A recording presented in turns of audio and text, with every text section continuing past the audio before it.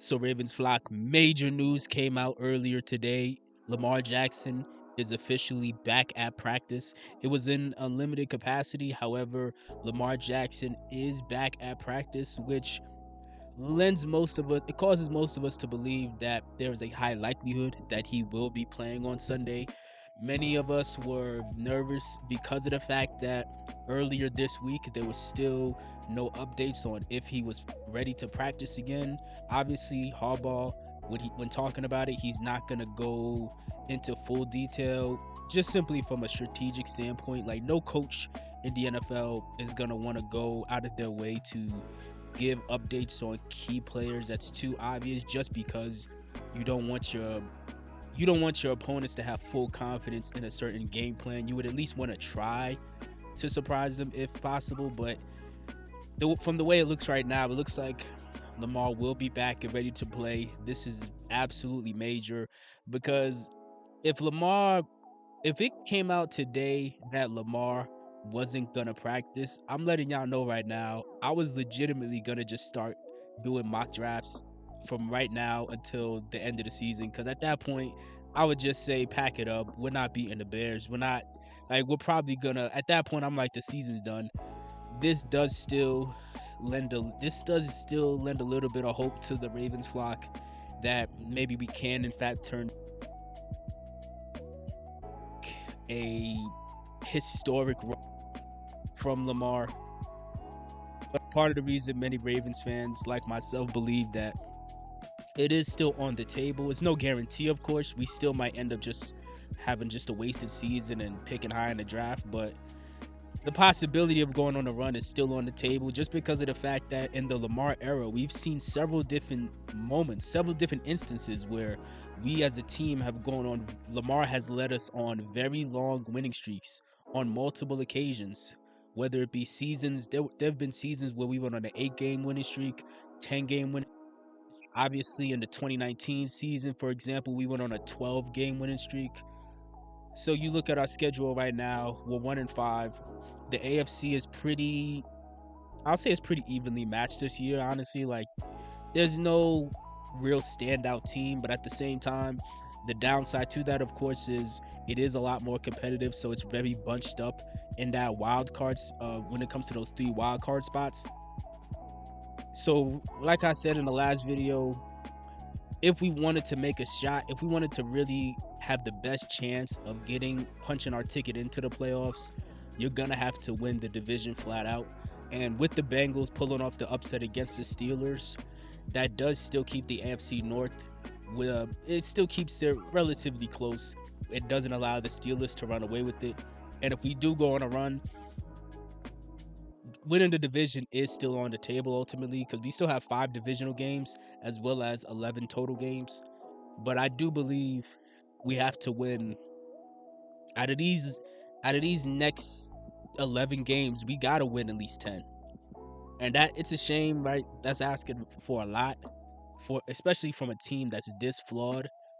But ultimately, you got to win at least 10 you got to win the next 10 games.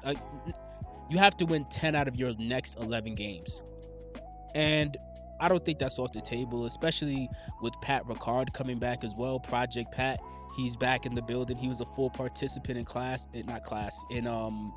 in practice, which was exciting because this offensive line is complete garbage. So to have somebody like him, who's one of the better blocking fullbacks in the league, I will just assume, not just assume, I believe that will help out Derrick Henry tremendously, as well as Lamar, just to have something to kind of overcompensate for the garbage we have going on the offensive line, especially at guard.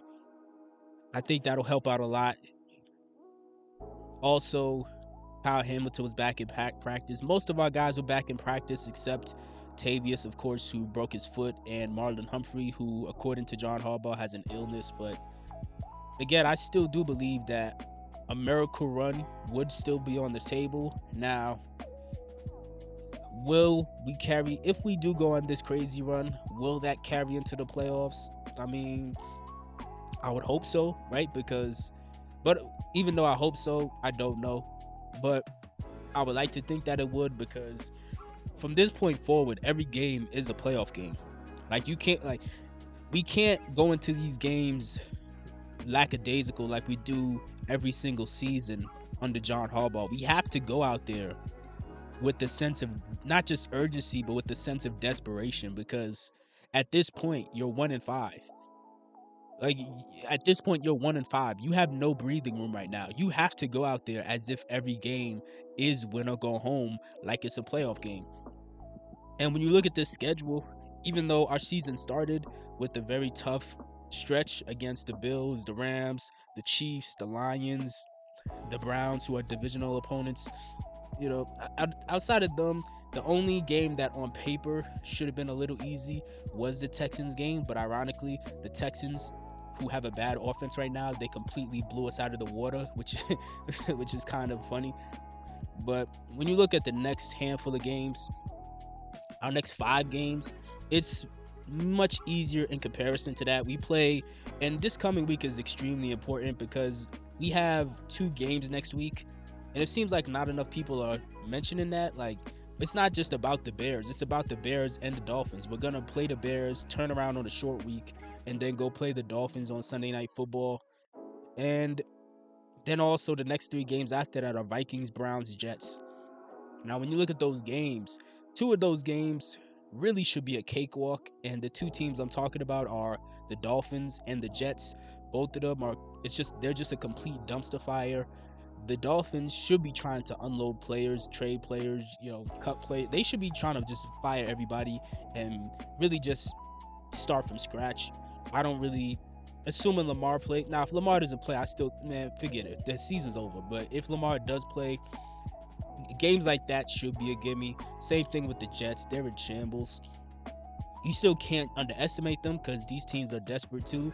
But still, these are games that there's a high likelihood we're going to win.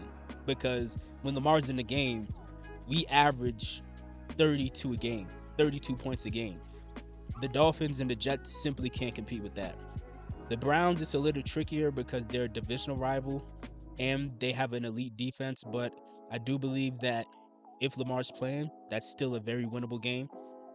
The Bears are a good team right now, but if Lamar's playing, and if Pat Ricard's playing to help with the blocking, to help out Derrick Henry to get the run game going too, to bring some consistency to the run game, I do believe that the Bears game is a winnable game. The Vikings, that's tricky because the Vikings are a really solid roster too, but they also are dealing with injuries. Their quarterback situation is kind of tricky because JJ McCarthy got hurt and they're throwing Carson Wentz out there, but you can't sleep on them either. However, that's a team that's a winnable game as well, respectfully.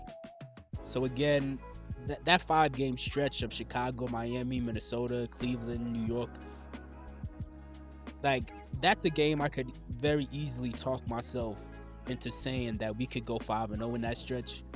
And next thing you know, if we're 5-0 in that stretch, after that stretch, we play the Bengals on Thanksgiving. And if we play the Bengals on Thanksgiving at 6-5, at that point we would already be 2-0 in the division.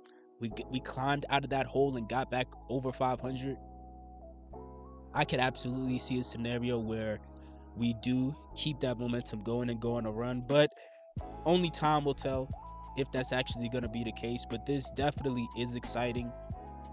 In the long run, for Lamar's legacy, believe it or not, I think him missing a couple games definitely helped him, because many people love to discredit Lamar and act as if he's not as valuable as he actually is.